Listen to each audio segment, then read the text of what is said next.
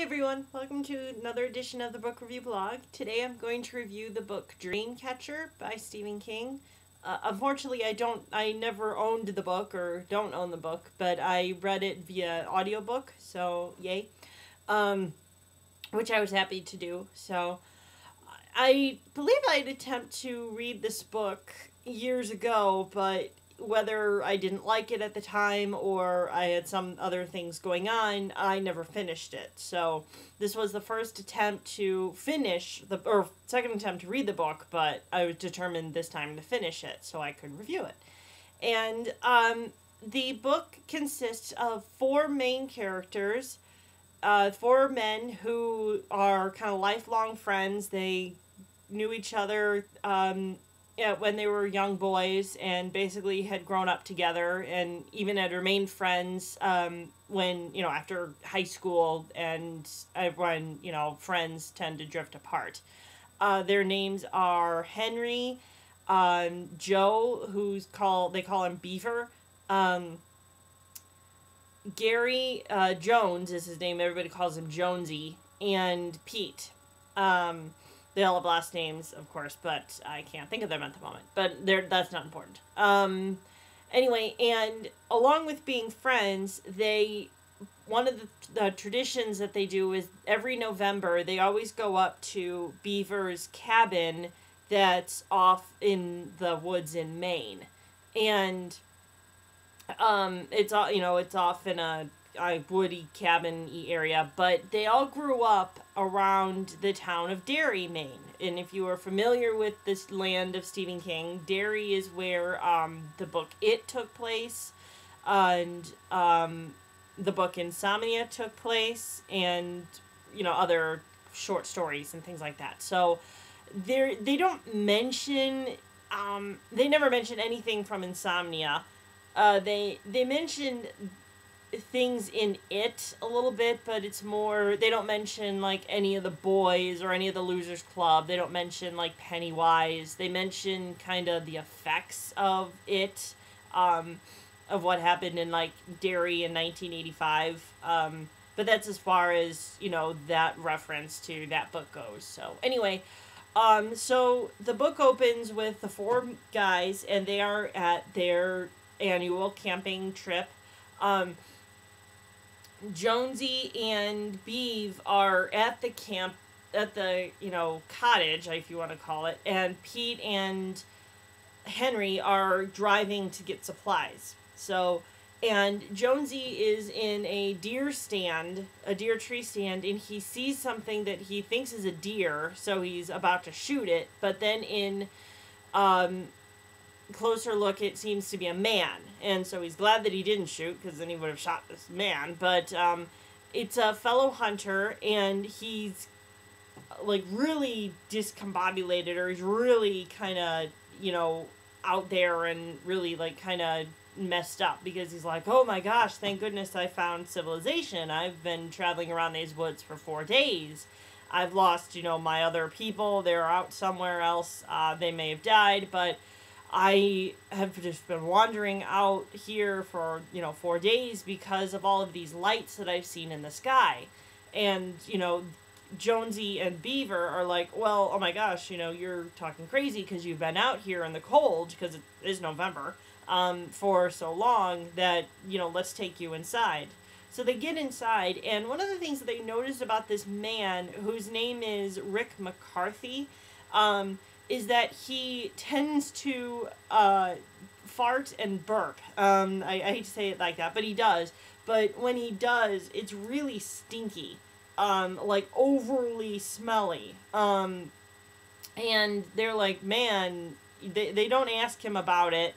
And he doesn't really like acknowledge that he's doing it exactly, but Jonesy and Beaver acknowledge it to themselves.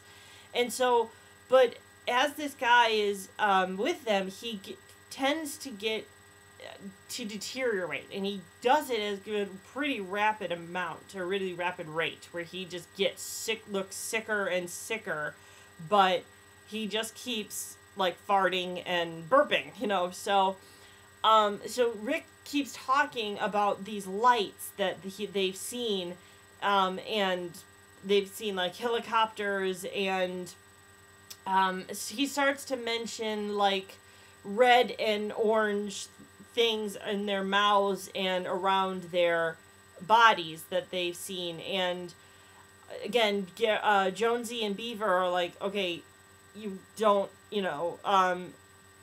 you've got to get yourself together and, get to like a hospital or something because you're dying.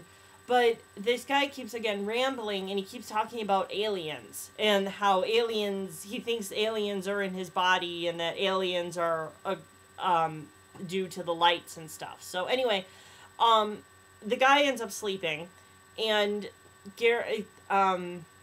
Jonesy and Beaver are like, what do we do? And so eventually the guy goes to the bathroom, and they're like, oh my gosh, this guy's in the bathroom. What do we do? And he never comes out. And so they open the door, and it's like really gross in this bathroom. Like the guy just like exploded.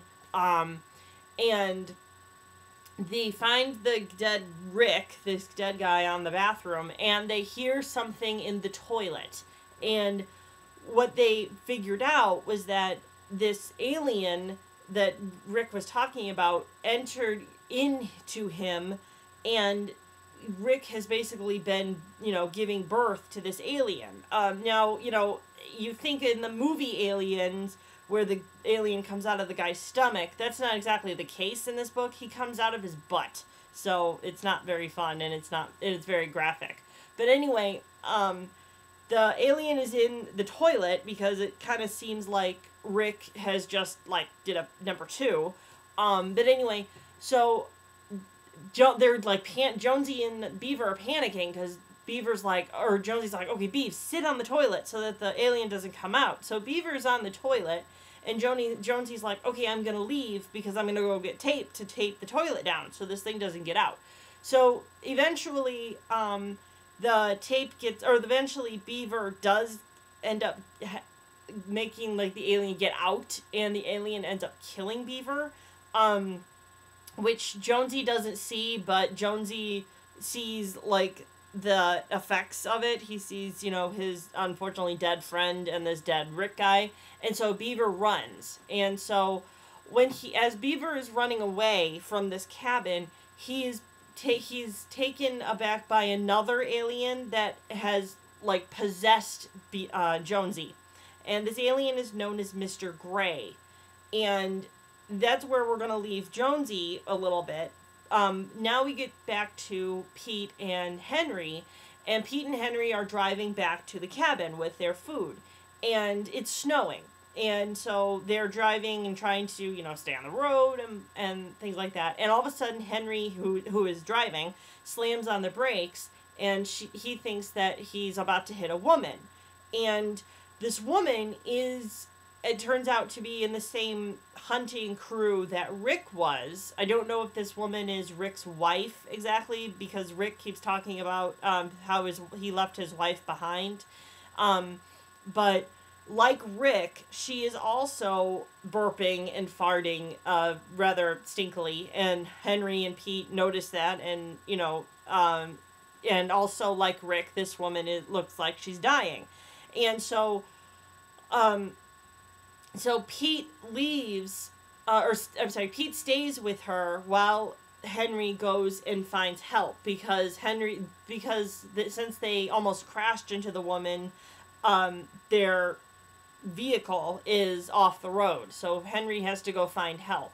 So while Henry is going to find help, Pete is again talking with this woman, and she's talking about lights and things like that, and the same things that Rick is. And so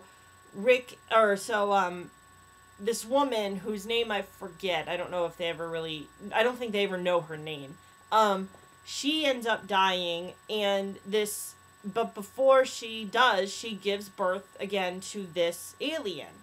And this alien, he doesn't exactly kill Pete, because Pete goes away, but Henry eventually finds this alien, and also ends up finding the alien in the cabin.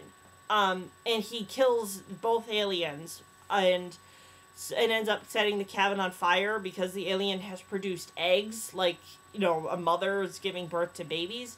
And so, so then Henry tries to go back to get Pete, but then he realizes that Pete has also died. And before Pete died, he ends up getting an interaction with Jonesy, who is being again possessed by Mr. Gray.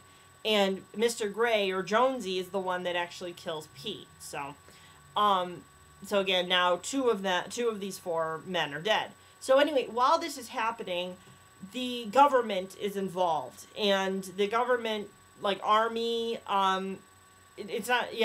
is led by a man named Kurtz, and he's not a very likable guy. He's again he's very high in the army, but he, you know, didn't get this high by making friends type thing. And so Kurtz has, you know, underlings under him. One is named Owen, and he and Kurtz just kind of butt heads. And so Owen ends up leaving Kurtz and going out on his own to try to find these aliens.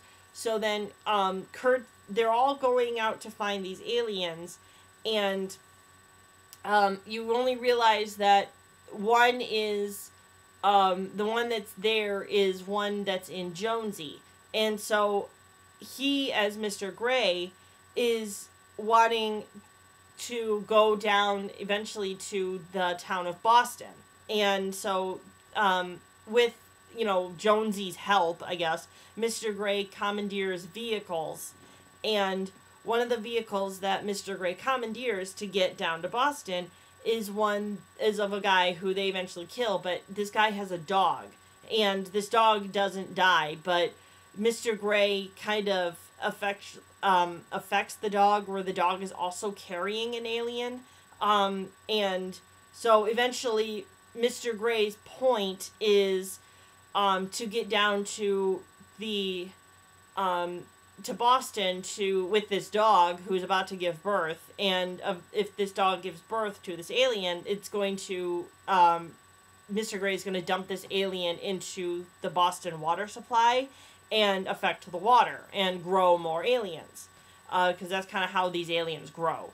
One of the things is that the aliens don't like the cold very much, so if they give birth outside, they eventually die. And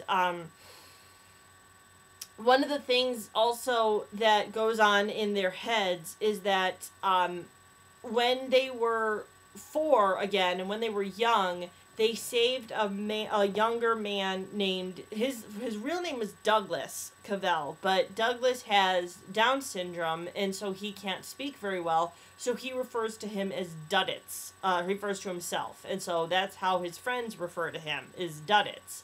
And somehow, when they were kids, they saved Duddits from bullies. And because these four guys saved Duddits, the five of them came in line, and they all kind of had this bond between them where they could kind of read each other's thoughts and read thoughts of others. And this is kind of essentially how the factor of a dream catcher is involved in this book. Because like the inner workings of a dream catcher, it kind of works with like the inner workings of their inner minds, that they can communicate with each other, which becomes very important in the book, which I won't go into because I want you to read this book. That's where I'm going to leave the book, you know, in kind of suspense of, does Mr. Gray, you know, succeed in his plan? Does he get stopped by some force or whatnot? I don't want to say I liked the book, but I don't want to say I didn't like the book. It was definitely scary. It was definitely a Stephen King, like, scary book, and it was definitely gross, so, it was kind of like, again, that type of Stephen King book. I don't like aliens. I never have. I've never seen the Alien franchise movies. I never want to.